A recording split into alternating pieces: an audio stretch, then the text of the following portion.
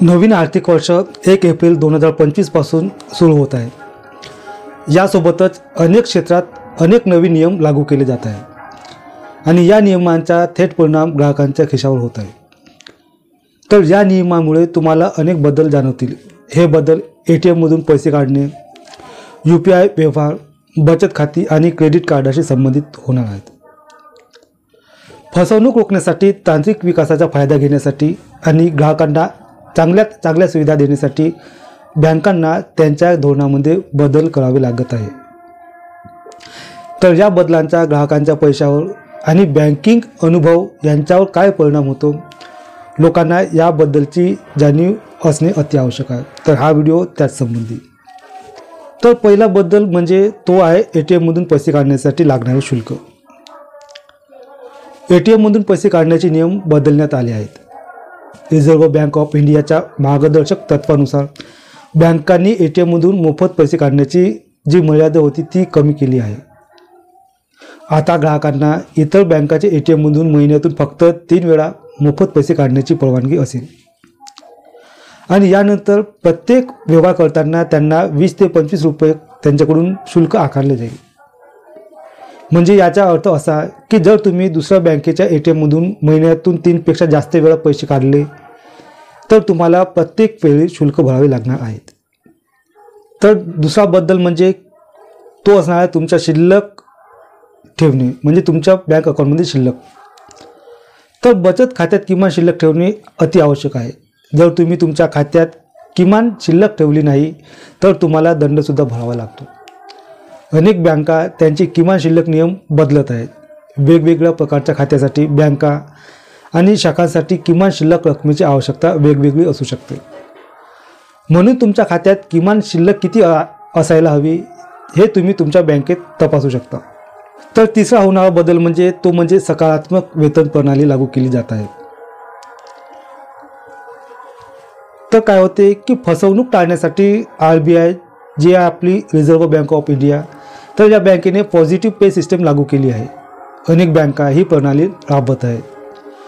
PPS अंतर्गत जर तुम्ही 50,000 रुपयापेक्षा जास्त किमतीचा चेक जारी केला तर तुम्हाला बँकेला त्या चेकबद्दल काही माहिती इलेक्ट्रॉनिक पद्धतीने द्यावी लागणार आहे। म्हणजे चेक देण्यापूर्वी बँक ही माहिती पडताळून पाहिल आणि जर काही अनियमितता आढळली तर कारवाई केली जाईल। यामुळे चेक फसवणूक रोखण्यास मदत होते। तर चौथा बदल म्हणजे आणि तो आहे डिजिटल बँकिंगमध्ये AI वापर, AI रोबोट सिस्टीम।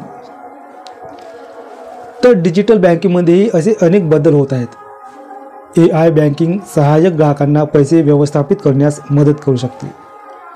डिजिटल सल्ला वाढवला जात आहे आणि मोबाईल सेवा सुद्धा सुधारत आहे। ग्राहकांना मदत करण्यासाठी बँका ऑनलाईन सुविधा आणि AI चालित चॅटबॉट्स सुरू करत आहे। सुरक्षा अधिक मजबूत करण्यासाठी द्विघटक प्रमाणीकरण आणि बायोमेट्रिक पडताळणीसारखे उपायसुद्धा केले जात आहे। यामुळे काय होईल की डिजिटल व्यवहार सुरक्षित राहण्यास मदत होईल। तर पाचवा बदल म्हणजे क्रेडिट कार्ड संबंधी असणार आहे। 1 एप्रिल 2025 पासून क्रेडिट कार्डाचे नियम देखील बदलत आहे। याचा परिणाम रिवॉर्ड्स, फी आणि इतर वैशिष्ट्यांवर सुद्धा होईल। तर SBI म्हणजे स्टेट बँक ऑफ इंडियाने त्यांच्या सिम्पली क्लिक क्रेडिट कार्डावरील स्विगी रिवॉर्ड्स 5 पटीने कमी करून निम्मे करणार आहेत, म्हणजे 5 ऐवजी 2.5 पट करणार आहेत। तर एअर इंडिया सिग्नेचर पॉईंट्स 30 वरून फक्त 10 पर्यंत कमी केले जातील।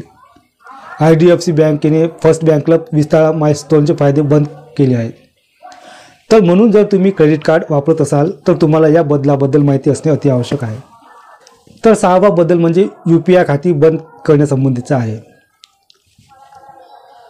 तर 1 एप्रिलपासून म्हणजे उद्यापासूनच बऱ्याच कालापासून जी वापरात नसलेल्या मोबाईल नंबरशी जोडलेले UPI बँक अकाउंट आहे ते बँक अकाउंटमधून च्या रेकॉर्डमधून हटवले जातील। जर तुमचा फोन नंबर UPI ॲप्स यांच्यासोबत लिंक केलेला असेल आणि तुम्ही तो खूप काही काळापासून वापरला नसेल तर बँक तो नंबर त्यांच्या रेकॉर्डमधून डिलीट करेल आणि तुमच्या खात्यासाठी UPI सेवा बंद केल्या जातील। आणि म्हणून जर तुम्ही UPI वापरत असाल तर तुम्ही तुमचे खाते सक्रिय म्हणजे चालू ठेवले पाहिजे। तर पुढचा बदल म्हणजे आणि तो आहे कर नियमामध्ये बदल.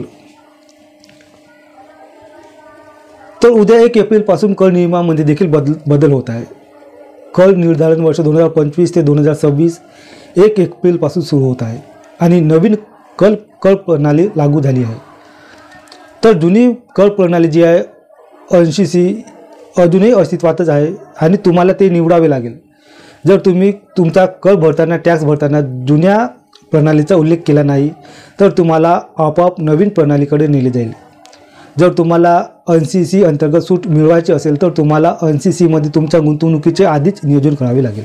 तर उद्यापासून होणारा पुढचा बदल म्हणजे आणि तो म्हणजे आहे पॅन कार्डशी संबंधित. जर तुमचा पॅन कार्ड हा तुमच्या आधार कार्डाशी लिंक नसेल तर तुम्हाला लाभ मिळणार नाही आणि ज्यांनी त्याचे पॅन कार्ड हे आधारशी लिंक केलेले नाही त्यांना लाभ मिळणार नाही. त्याची शेवटची तारीख खूप पूर्वी संपली निघून गेली आहे. जर लिंक केली नाही तर लाभ आणि भांडवल नफ्यातून मिळणारा TDS कपात वाढेल आणि सर्वात वाईट म्हणजे फॉर्म 26AS मध्ये कोणतेही क्रेडिट उपलब्ध होणार नाही आणि याचा परिणाम असा होईल की परतफेडीला जास्त वेळ लागेल. तसेच शेअर्स आणि म्युच्युअल फंडामधून मिळणाऱ्या पेमेंट्सवरील TDS कमी केला जाईल. म्हणजे जर तुम्हाला अगदी सोप्या शब्दात सांगायचे झाले तर जर तुमचा पॅन कार्ड हा आधार कार्डाशी लिंक नसेल तर तुम्हाला कोणताही आर्थिक लाभ मिळण्यात अडचण निर्माण होऊ शकतो. तर उद्यापासून होणारा पुढचा बदल म्हणजे आणि तो म्हणजे आहे डीमॅट खात्याशी संबंधित. जर तुम्ही डीमॅट खाते उघडण्यासाठी गेलात तर तुम्हाला काही गोष्टीचा पश्चाताप होऊ शकतो. म्युच्युअल फंड आणि डीमॅट खाते उघडण्याचे नियमही उद्यापासून कडक होणार आहेत. सेबीने नॉन बँक वित्तीय कंपन्यांसाठी नवीन KYC नियम बनवले आहेत. सर्व वापरकर्त्यांना त्यांचे KYC आणि नॉमिनी तपशील पुन्हा पडताळून पाहावे लागतील. जे असे करणार नाहीत त्यांची खाती गोठवली जाऊ शकते, बंद केली जाऊ शकते आणि खाते पुन्हा सक्रिय करण्यासाठी तुम्हाला नामांकनाची माहिती बरोबर नसेल तर परतफेड करण्यात समस्या येऊ शकतात. म्हणून तुमचे म्युच्युअल फंड आणि डीमॅट अकाउंट अपडेट केलेले आहेत याची खात्री करा. त्यामुळे तुम्हाला व्यवहार करण्यात कोणतीही अडचण निर्माण होणार नाही. तर ही जी माहिती होती ती माहिती होती उद्या आर्थिक वर्ष 1 एप्रिलपासून सुरू होणार काही नवीन बद्दल. तर तुम्हाला काही याविषयी शंका असेल तुम्ही ते कमेंट बॉक्समध्ये विचारू शकता.